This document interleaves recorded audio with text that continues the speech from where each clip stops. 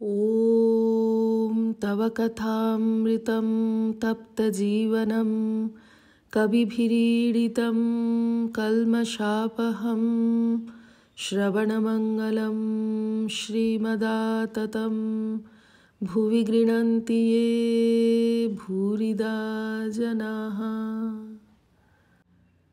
শ্রী রামকৃষ্ণ ও শ্রীযুক্ত বঙ্কিম 1884 6 ডিসেম্বর। একজন ভক্ত: মহাশয়, গোপাল গোপাল ও গল্পটি কি?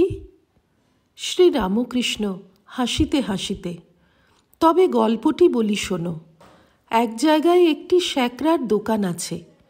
তারা পরম বৈষ্ণব, গলায় মালা, তিলক সেবা, প্রায় হাতে হরিনামের ঝুলি, আর মুখে সর্বদাই হরিনাম। সাধু বললেই হয়, তবে পেটের জন্য শ্যাকরার কর্ম করা। মাগ ছেলেদের তো খাওয়াতে হবে। পরম বৈষ্ণব, এই কথা শুনে অনেক খরিদ্দার তাদেরই দোকানে আসে, কেননা তারা জানে যে এদের দোকানে সোনা রূপা গোলমাল হবে না।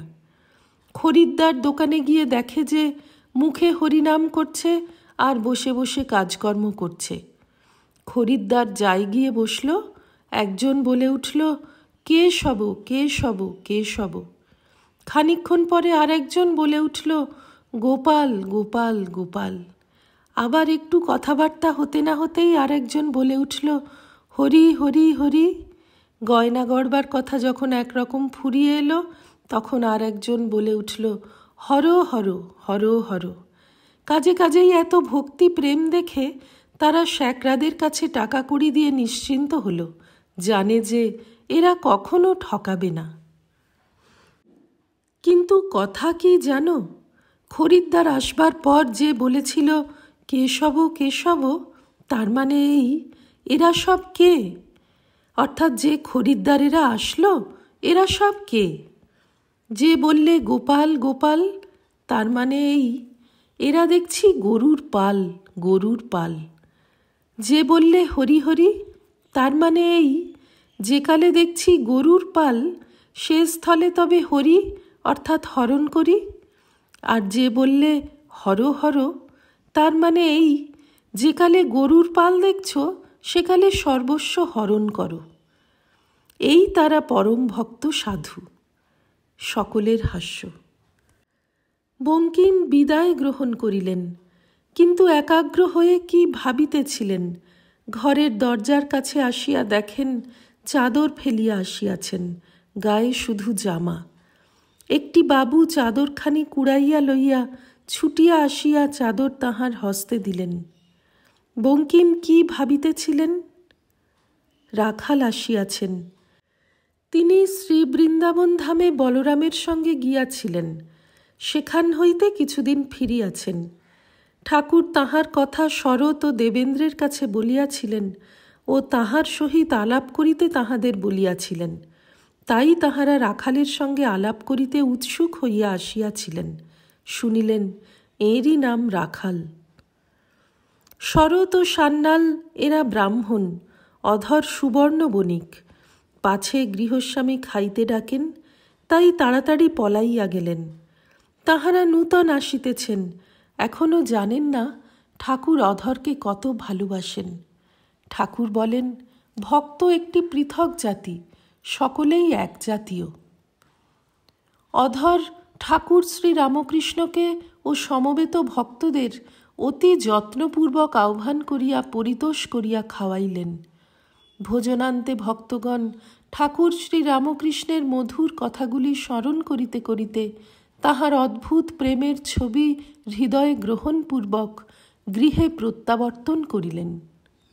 অধরের বাটিতে শুভাগমনের দিনে শ্রীযুক্ত বঙ্কিম শ্রী রামকৃষ্ণকে তাহার বাটিতে যাইবার জন্য অনুরোধ করাতে তিনি কিছুদিন পরে শ্রীযুক্ত গিরিশ ও মাস্টারকে তাহার শানকি ভাঙার বাসায় পাঠাইয়া দিয়াছিলেন। তাহাদের সহিত শ্রী রামকৃষ্ণ সম্বন্ধে অনেক কথা হয়। ঠাকুরকে আবার দর্শন করিতে আসিবার ইচ্ছা বঙ্কিম প্রকাশ করেন, কিন্তু কার্যগতিকে আর আশা হয় নাই। 6 ডিসেম্বর 1884 খ্রিস্টাব্দে শ্রীযুক্ত অধরের বাটিতে ঠাকুর শ্রী রামকৃষ্ণ শুভাগমন করিয়াছিলেন ও শ্রীযুক্ত বঙ্কিমবাবুর সহিত আলাপ করিয়াছিলেন। প্রথম হইতে ষষ্ঠ পরিচ্ছেদে এই সব কথা বিবৃত হইল। এই ঘটনার কিছুদিন পরে অর্থাৎ 27শে ডিসেম্বর শনিবার ঠাকুর শ্রী রামকৃষ্ণ পঞ্চবটীমূলে দক্ষিণেশ্বরে ভক্ত সঙ্গে বঙ্কিম প্রণীত দেবী চৌধুরানীর কতক অংশ পাঠ শুনিয়াছিলেন ও গীতোক্ত নিষ্কাম কর্মের বিষয়ে অনেক কথা বলিয়াছিলেন। শ্রী রামকৃষ্ণ পঞ্চবটীমূলে চাতালের উপর অনেক ভক্ত সঙ্গে বসিয়াছিলেন। মাস্টারকে পাঠ করিয়া শুনাইতে বলিলেন। কেদার, রাম, নিত্যগোপাল, তারক, প্রসন্ন, সুরেন্দ্র প্রভৃতি অনেকে উপস্থিত ছিলেন। বরাহনগর মঠ, প্রথম পরিচ্ছেদ। বরাহনগর মঠ শ্রীযুক্ত নরেন্দ্র, রাখাল প্রভৃতি আজ শিবরাত্রির উপবাস করিয়া আছেন। 2 দিন পরে ঠাকুরের জন্মতিথি পূজা হইবে। বরাহনগর মঠ সবে 5 মাস স্থাপিত হইয়াছে। ঠাকুর শ্রী রামকৃষ্ণ নিত্যধামে বেশি দিন যান নাই। নরেন্দ্র, রাখাল প্রভৃতি ভক্তদের তীব্র বৈরাগ্য। একদিন রাখালের পিতা বাড়ি ফিরিয়া যাইবার জন্য রাখালকে অনুরোধ করিতে আসিয়াছিলেন। রাখাল বলিলেন, কেন আপনারা কষ্ট করে আসেন? আমি এখানে বেশ আছি। এখন আশীর্বাদ করুন যেন আপনারা আমায় ভুলে যান আর আমি আপনাদের ভুলে যাই। সকলেরই তীব্র বৈরাগ্য, সর্বদা সাধন ভজন লইয়া আছেন। এক উদ্দেশ্য, কিসে ভগবান দর্শন হয়। নরেন্দ্রাদি ভক্তেরা কখনো জপ ধ্যান করেন, কখনো শাস্ত্রপাঠ করেন। নরেন্দ্র বলেন, গীতায় ভগবান যে নিষ্কাম কর্ম করতে বলেন সে পূজা, জপ, ধ্যান এইসব কর্ম, অন্য কর্ম নহে। আজ সকালে নরেন্দ্র কলিকাতায় আসিয়াছেন। বাটির মোকদ্দমার তদবির করিতে হইতেছে, আদালতে সাক্ষী দিতে হয়। মাস্টার বেলা 9টার সময় মঠে উপনীত হইয়াছেন। দানাদের ঘরে প্রবেশ করিলে পর তাহাকে দেখিয়া শ্রীযুক্ত তারক আনন্দে শিবের গান ধরিলেন। তাথইয়া তাথইয়া নাচে ভোলা। তাহার গানের সহিত রাখালও যোগ দিলেন, আর গান গাহিয়া 2 জনেই নৃত্য করিতেছেন। এই গান নরেন্দ্র সবে বাঁধিয়াছেন। তাথইয়া তাথইয়া নাচে ভোলা, বব বম বাজে গাল, ডিমি ডিমি ডিমি ডমরু বাজে, দুলিছে কপাল মাল। গরজে গঙ্গা জটা মাঝে, উগরে অনল ত্রিশূল রাজে, ধক ধক ধক মৌলি বন্ধ, জলে শশাঙ্ক ভাল। মঠের ভাইয়েরা সকলে উপবাস করিয়া আছেন। ঘরে এখন নরেন্দ্র, রাখাল, নিরঞ্জন, শরৎ, শশী, কালী, বাবুরাম, তারক, হরিশ, সিঁথির গোপাল, সারদা, মাস্টার আছেন। যোগিন, লাটু শ্রী বৃন্দাবনে আছেন। তাহারা এখনও মঠ দেখেন নাই। আজ সোমবার, শিবরাত্রি, 21শে ফেব্রুয়ারি 1887। আগামী শনিবারে শরৎ, কালী, নিরঞ্জন, সারদা শ্রী শ্রী জগন্নাথ দর্শনার্থ পুরীধামে যাত্রা করিবেন। শ্রীযুক্ত শশী দিনরাত ঠাকুরের সেবা লইয়া আছেন।